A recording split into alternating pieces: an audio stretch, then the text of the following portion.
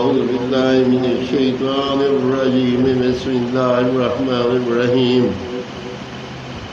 ألف لام میم سورۃ آل عمران مدینہ. اس میں 600 آیات اور 20 رکوع ہیں. بسم اللہ الرحمن الرحیم. الف لام میم اللہ لا الہ الا هو الحی القیوم نزل عليك الكتاب بالحق مصدقا لما بين يديه وأنزل التوراة والإنجيل من قبل هدى للناس وأنزل الفرقان إن الذين كفروا بآيات الله لهم عذاب شديد واللہ عزیز انتقام. ترجمہ کنز الایمان. اللہ کے نام سے شروع جو نہایت مہربان رحم والا. اللہ ہے جس کے سوا کسی کی پوجا نہیں. آپ زندہ اور ٹنکا قائم رکھنے والا اس نے تم پر یہ سچی کتاب اتاری، اگلی کتابوں کی تصدیق فرماتی، اور اس نے اس سے پہلے توریت اور انجیل اتاری، لوگوں کو راہ دکھائی اور فیصلہ اتارا. بے شک وہ جو اللہ ایتوں سے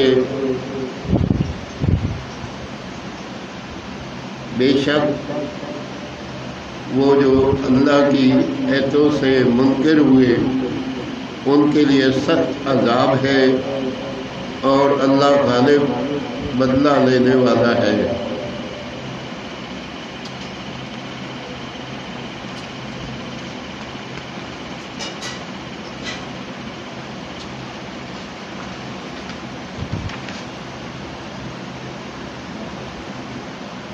إن الله لا يخفى عليه شيء في الأرض ولا في السماء هو الذي يصوركم في الأرحام كيف يشاء لا إله إلا الله هو العزيز الحكيم هو الذي أنزل عليك الكتاب منه آيات محکمات ہن ام الکتاب وأخر متشابہات فأما الذین فی قلوبہم زیغ فیتبعون ما تشابہ منہ ابتغاء الفتنة وابتغاء تأویلہ وما يعلم تأويله إلا الله والراسخون في العلم يقولون آمنا به كل من عند ربنا وما يذكر إلا أولو الألباب. ربنا لا تزغ قلوبنا بعد إذ هديتنا وهب لنا من لدنك رحمة إنك أنت الوهاب. ربنا إنك جامع الناس ليوم لا ريب فيه إن الله لا يخلف الميعاد.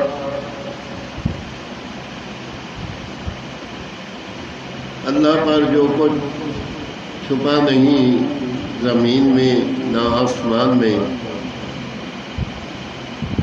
وہی ہے کہ تمہاری تصویر بناتا ہے ماؤں کے پیٹ میں جیسی چاہے، اس کے سوا کسی کی عبادت نہیں. عزت والا حکمت والا وہی ہے جس نے تم پر یہ کتاب اتاری۔